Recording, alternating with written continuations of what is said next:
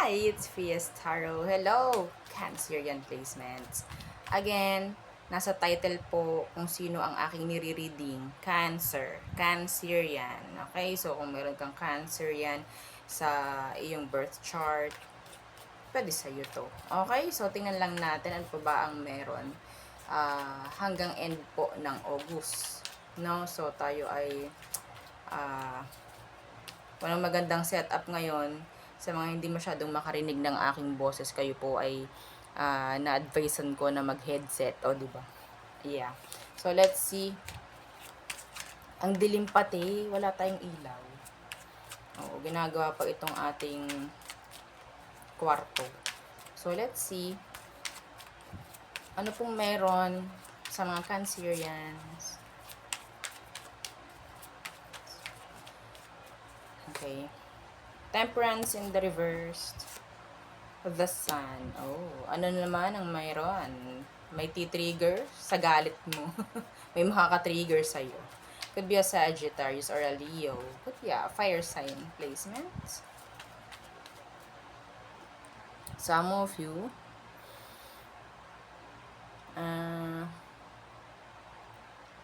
something na imbalance, makikitaan ng kalinawan. Okay? What else? Pwedeng sagot. Clarity.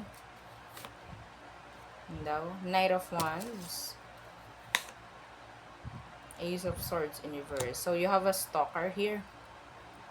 May stalker ka dito. Knight of Wands could be Sagittarius. Heavy ang Sagittarius placement. So, a Sagittarius sign. Zodiac. Sa'yo. No? Okay? I don't know. Ayun ang nakakuha ko. They're stalking you. Some of them, hindi sila nakikipag-usap talaga. Okay? Maybe there's this somebody. Could be a new person who's attracted. Okay? May energy dito na attracted sa'yo yung person. Okay? So, Ace of Swords in reversed. I don't know. Like, pwedeng sila hindi pa totally ready sa mga gustong sabihin. They're stalking you right now. They are. Okay? And ang nakukuha ko pa rito, diba? Tunog. Ang nakukuha ko pa rito is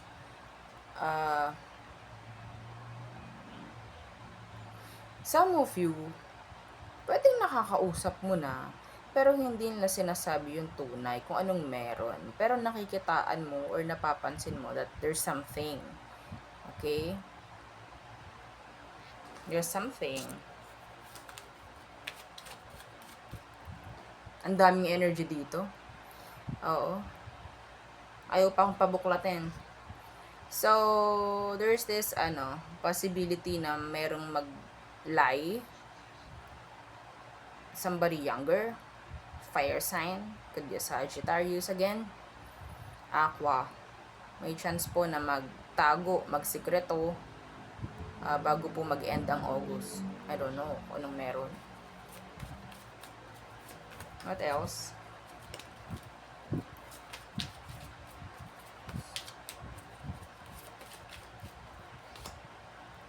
Judgment in the reverse, Scorpio.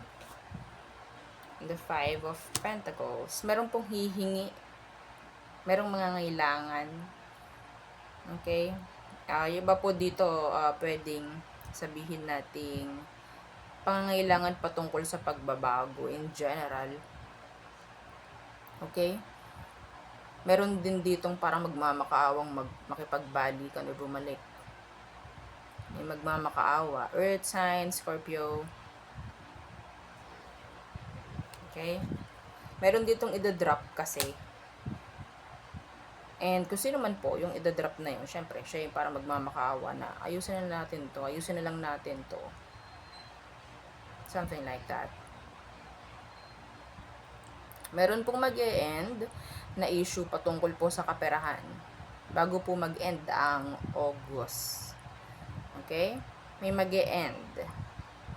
Some of you makakatapos ka na sa loan. That's specific. Okay?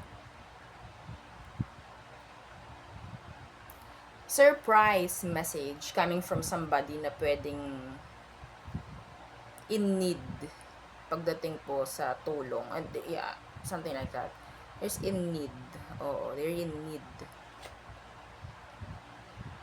Like, surprise, biglang nag-message tong taong to randomly. Okay? So, there. So, next. Madalian lang pong reading dahil, mahirap din tong ating pwestuhan. Let's see. The person on your mind. Who is this? The person on your mind. For you, Cancerian. Bago mag-end ang August, sino to? Anong situation nyo muna? The Nine of Swords. Somebody's losing sleep. The Fool in reverse.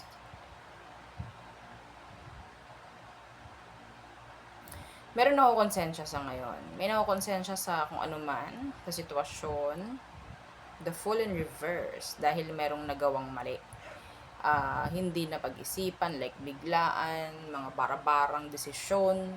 Ngayon po, parang pinagsisisihan. Maybe, merong nagsisisi, merong, I think andun yung word na, para siya natotorture sa utak niya, bakit ko ginawa yan, mga ganong bagay. We have here, diba, may pag ganon.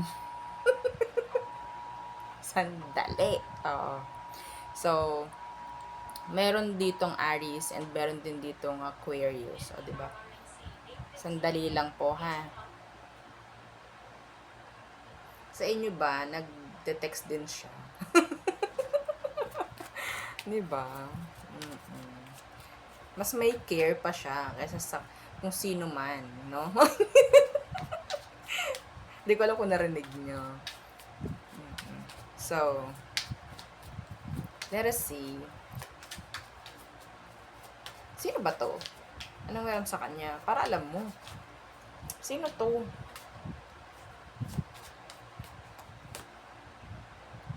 The Two of Pentacles. The Juggler. The Juggler.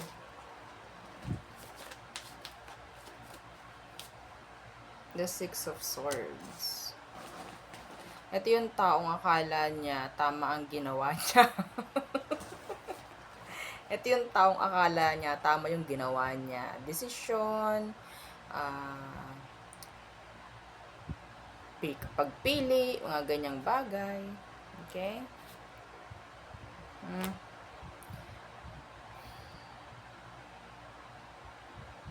The grass wasn't greener on the other side. Ayun yung naririnig ko sa kanya. You're losing sleep over this. Losing sleep pagdating sa'yo, maybe. Sa mga bagay-bagay na ginawa niya or pinagdesisyonan niya nitong mga nakaraan. So, tingnan natin, ano ba ang emotion niya right now for you? The emotion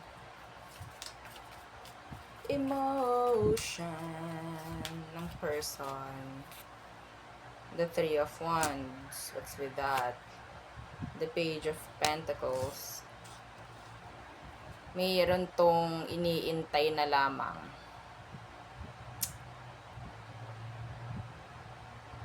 Expecting na may mangyayari sa inyong panibago. Kung ano man, hindi ko alam. Six of Pentacles in reverse could be forgiveness, comeback. Okay?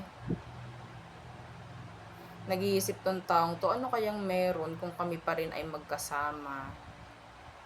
Or kung hindi ko ginawa yung mga bagay na yon. Something like that. They want to reach out, actually. They want to reach out. So, will they reach out? What is their next action? Or iiyak na lang niya to forever? Tingnan natin. They will reach out. The Ace of Swords. This is communication card, diba? They will. Yeah. Ace of Swords. The Three of Cups in reversed. Please forgive me O, diba? Walang let me go. Please forgive me. Yun. Patawarin mo ko sa aking mga nagawang kasalanan sa iyo. Alam kong mali yun.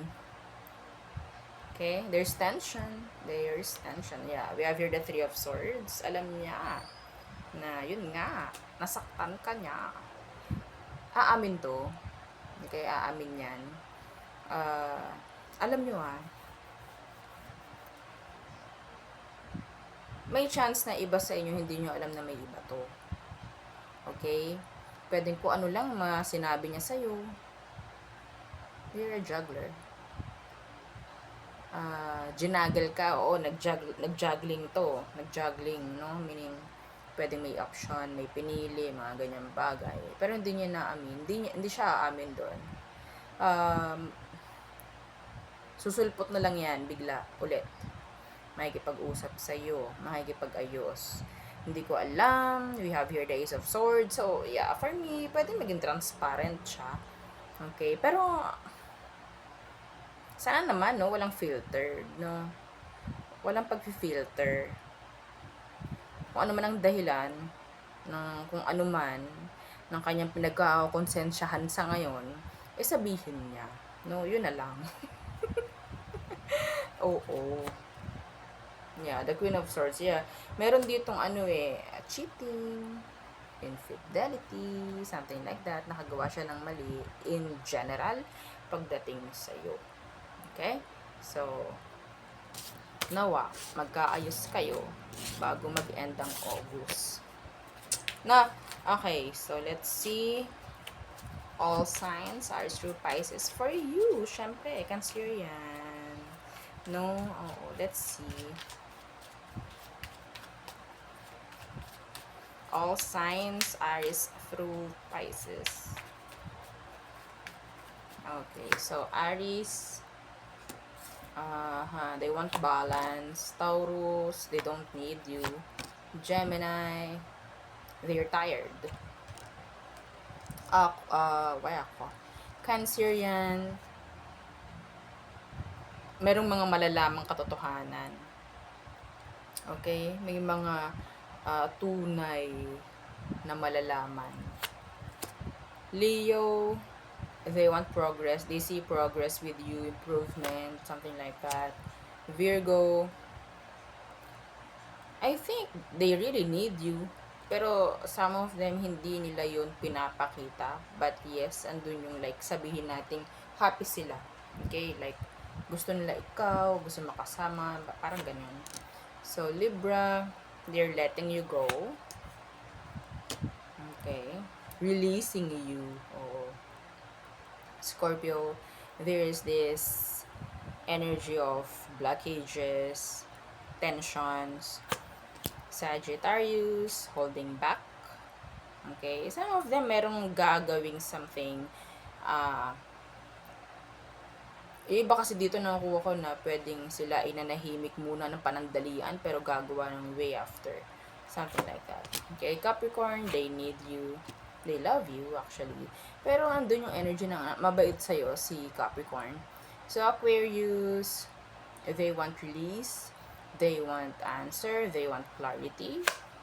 They want maybe peace of mind. So, Pisces, they're dropping you. Sabay ganun, no? They are dropping you.